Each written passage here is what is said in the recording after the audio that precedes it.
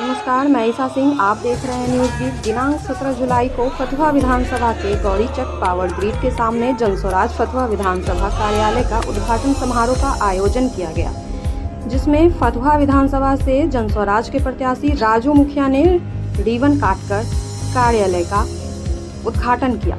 उसके बाद वहां मौजूद सभी लोगों को अंग वस्त्र से सम्मानित किया। आइए हम राजू मुखिया से जानने की कोशिश करते हैं कि फतुहा विधानसभा में जनस्वराज कार्यालय खोलने का क्या उद्देश्य है और इससे फतुहा विधानसभा की जनता को क्या लाभ होगा।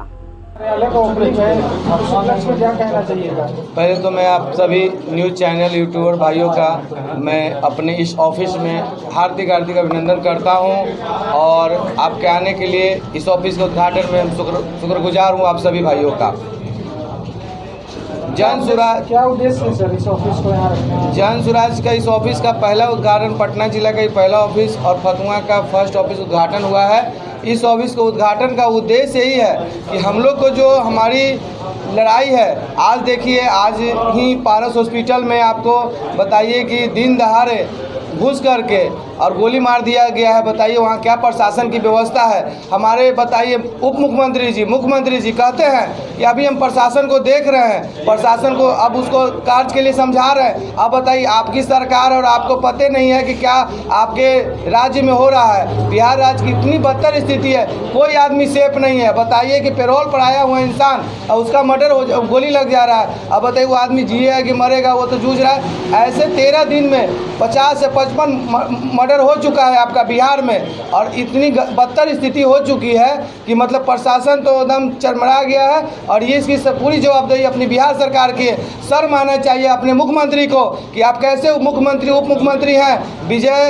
विजय सिन्हा जी कहते हैं कि अभी हम प्रशासन को बोले हैं। बताइए शर्म आनी चाहिए आप लोग जैसे ऐसे उप मुख्यमंत्री को कि आप खुद बोलते हैं कि अभी हम प्रशासन से बात करते हैं। अरे बात क्या करना है, आपकी सरकार है और अभी आपसे कंट्रोल नहीं हो रहा है, तो फिर कब कंट्रोल करिएगा। ये सब झूठी संतावना उस मृत परिवार को दिया जाता है। जिसका परिवार चल जाता है उसका परिवार पुनः लौट के नहीं आता है। लेकिन बताइए उस घर में क्या होता है, उस घर में मातम छा जाता है। उसके बच्चे बीवी बाल बच्चे को कौन, उसके माता पिता को कौन पालन पोषण करेगा। इसकी जवाबदेही क्या सरकार लेती है? नहीं, सरकार लेती है क्या मतलब कहीं दुर्घटना हो जाए इसकी भी जवाबदेही, इसका भी मुआवजा मिलना चाहिए। उस परिवार को कम से कम 10-10 लाख रुपया का मुआवजा मिलना चाहिए। गरीब घर का बच्चा चला जाता है उसको कोई मुआवजा नहीं दिया जाता है। ऐसे ही रोड चलते कोई किसी को गोली मार दे रहा है, निर्दोष आदमी का मृत्यु हो जा रहा है। दोषी का हो रहा है तो अलग चीज़ है, लेकिन बहुत अधिकांशतः निर्दोष लोगों का हो रहा है। हम लोग का जनस्वराज का ऑफिस खोलने का है। हम लोग जो जनस्वराज जितने भी साथी हैं, हम लोग जनस्वराज के नौजवान भाइयों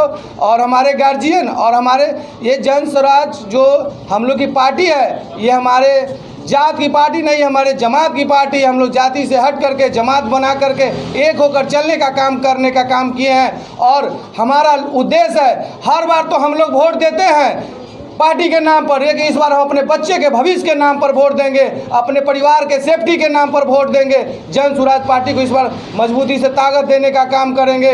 दूसरी हमारी लड़ाई है वृद्धावस्था पेंशन, बुजुर्गों के लिए, दिव्यांगों के लिए, विधवाओं के लिए।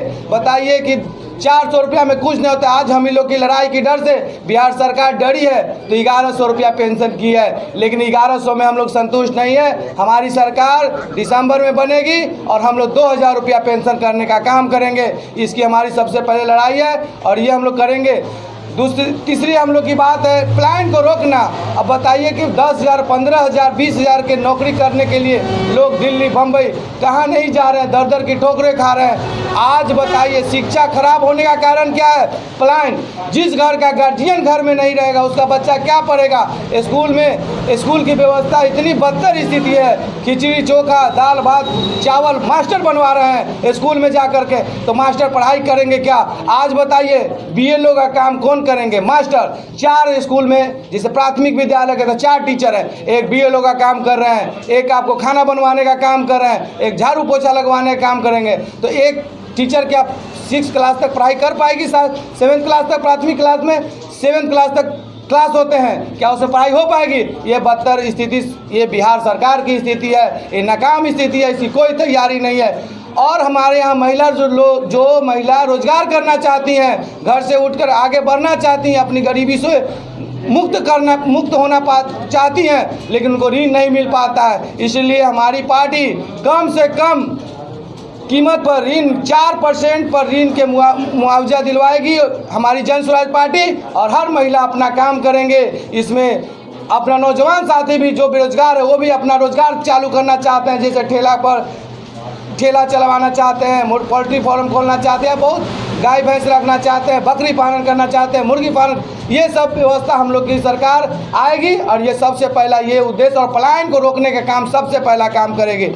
आज बताइए, नशा मुक्त बिहार बनाने के लिए संकल्प लिए थे हमारे माननीय मुख्यमंत्री जी, लेकिन नशा मुक्त बिहार नहीं बना है। हमारे बिहार जो है अभी नौजवानों को बर्बाद करने का स्थिति बन गया है। ब्राउन शुगर, स्मैक, ये सब जितना भी बदतर स्थिति है, सूखा नशा हमारे यहाँ बिहार में बदतर स्थिति। नौजवान जो 14 साल की उम्र के बच्चे सूखे नशे सेवन करते हैं। आज बताइए कि हमारा बिहार का बच्चा लोग का क्या भविष्य होगा।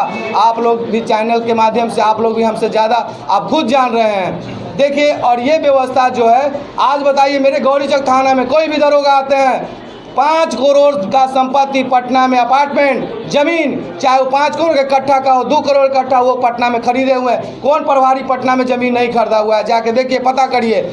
आज बताइए 60,000 के दरोगा की नौकरी करने वाले, 80,000 की नौकरी करने वाले पटना में 1.5 करोड़ 2 करोड़ का अपार्टमेंट खरीद लेंगे। ये क्या है? ये दारू बंद करने का नतीजा है। दारू वाले में पकड़ाते हैं लोग, 10 लाख 20 लाख 50 लाख दिए और वो छूट जाते हैं। फतुहा विधानसभा क्षेत्र के मतदाताओं से क्या अपील करना चाहते हैं? मैं फतुहा विधानसभा मतदाताओं से हाथ जोड़कर अपील करते हैं कि एक वोट भी इस बार बर्बाद मत होने दीजिए। इस बार अपने बच्चों के भविष्य के लिए वोट करिए, अपने पलायन को रोकने के लिए वोट करिए। अपनी किसान जो खेती करते हैं हमारे साथियों, वो उचित मुआवजा के लिए पाने के लिए करिए, और हमारे जो नौजवान साथियों की जो गलत दिशा में जा रहे हैं उसको सब कुछ देखते हुए बिहार को बदलाव के तरफ ले जाने के लिए अपनी पार्टी का चुनाव चिन्ह बता। मेरी पार्टी का चुनाव चिन्ह है स्कूल का बस्ता छाप, जो हमारा बस्ता है। देखिए, आज हमारी पार्टी जो है शिक्षा पर सबसे प्रथम आवाज़ उठाई थी। आज हमारे पार्टी को खुद ब खुद स्कूल का बस्ता छाप मिल गया।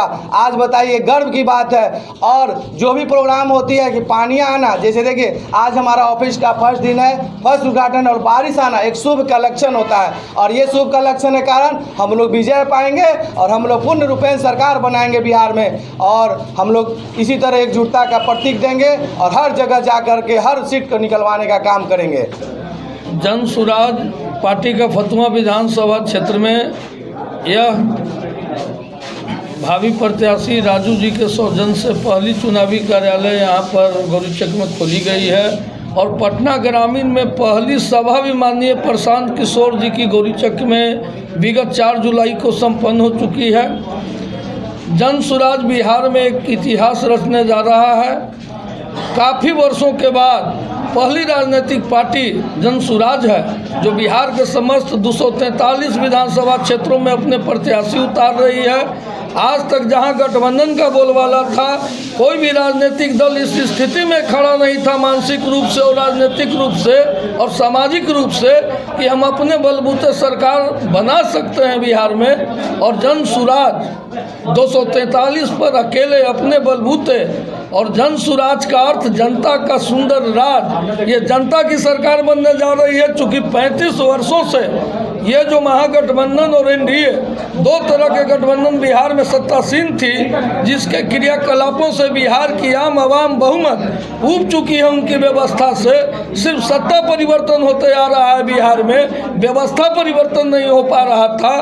यहाँ के आम आवाम को, मतदाताओं को, बिहार की जनता को कोई विकल्प नज़र नहीं आ रहा था। एक नया विकल्प बनकर, एक उम्मीद भरी विकल्प बनकर जन स्वराज आया है। जी, किन मुख्य मुद्दों के साथ आप चुनाव मैदान में उतरे हैं? जन स्वराज का 5 मुद्दा तो है। जन स्वराज चुनाव में आगे समस्त सीटों पर प्रत्याशी उतारने के बाद जो मुद्दा लेकर प्रशांत किशोर जी आए, उन तमाम मुद्दों को पीछे पीछे लेकर ढोने का काम महागठबंधन और एनडीए कर रही है। और जो भी हम लोग कह रहे हैं वो काम कुछ न कुछ करना पड़ रहा है। जो वर्तमान सत्तासीन है या जो प्रतिपक्ष में है, उनको भी चुनावी घोषणा के रूप में उनको कहना पड़ रहा है। यानी जन स्वराज के आने के चलते ही बदलाव की प्रक्रिया शुरू हो चुकी है। शुरू हो चुकी है और यह बदलाव होकर रहेगा। कोई भी शक्ति नहीं रोक सकता है इस बदलाव को, चूँकि बिहार की जनता अब जाग चुकी है। प्रशांत किशोर जी की जनसभा में जो भीड़ उमड़ रहा है, उमस भरी गर्मी में, बारिश में, तपिश में या ठंडा में बीपीएससी अभ्यर्थी के सवाल पर जो आंदोलन उन्होंने गांधी प्रतिमा के समक्ष किया था पटना में, तमाम जगह पर आप देख रहे होंगे कि जो जन समर्थन जन स्वराज को मिल रहा है, ऐसा जन समर्थन किसी पार्टी को नहीं मिल रहा है। तमाम पार्टियां घबराहट में अनर्गल बयान कर रही हैं, अनेक चुनावी मुद्दे को ला रही है। निश्चित रूप से जन स्वराज बिहार में सरकार बनाने जा रही है। फतुहा के मतदाताओं से कोई अपील? फतुहा के मतदाता से हम अपील करना चाहेंगे कि जो आप लगातार, जो आपका मन बोझिल होता था, चाह कर भी जो आप सत्ता बदलना चाहते थे, विधायक बदलना चाहते थे, आपको नज़र नहीं आता था दूर दूर तक कि हम क्या करें, कोई विकल्प नहीं है। विकल्प बनकर जन स्वराज आपके बीच उसका प्रत्याशी आया है और पहली पार्टी है जो घर के बेटा को आपके बीच प्रत्याशी बनाएगी। तो आप अगर फतुहा का विकास चाहते हैं तो फतुहा के लाल को ही एक वोट दीजिए। जाति, संप्रदाय, पार्टी, तमाम संकीर्ण मानसिकताओं से ऊपर उठकर फतुहा के सर्वांगीण विकास के लिए इस बार आप वोट देने का काम कीजिए और जन स्वराज को जिताने का काम कीजिए। जन स्वराज के तरफ से पटना जिला में सबसे प्रथम कार्यालय गौरीचक में राजू मुखिया जी के सौजन्य से, या भावी प्रत्याशी कहिए जन स्वराज के, उनके सौजन्य से कार्यालय ओपनिंग हुआ है। आज हम खुद जन स्वराज के सदस्यता ग्रहण किए हैं। हम तो यही कहना चाहेंगे कि 10% वोट 4 विधानसभा में प्रशांत किशोर जी लड़के 10% वोट लाए थे उपचुनाव में। प्रशांत जी खुद कहें कि या तो दहाई में हम रह जाएंगे या फिर 243 में 200 सीट लाके सरकार बनाएंगे। आज प्रशांत जी के साथ पलायन के मुद्दे पर बिहार के युवा, खास करके बिहार के युवा उनके साथ है। आप देख रहे होंगे कि जहां भी प्रशांत किशोर जी जाते हैं 10,000, 20,000, 50,000 इस तरीके से कह के युवाओं का भीड़ जुटता है।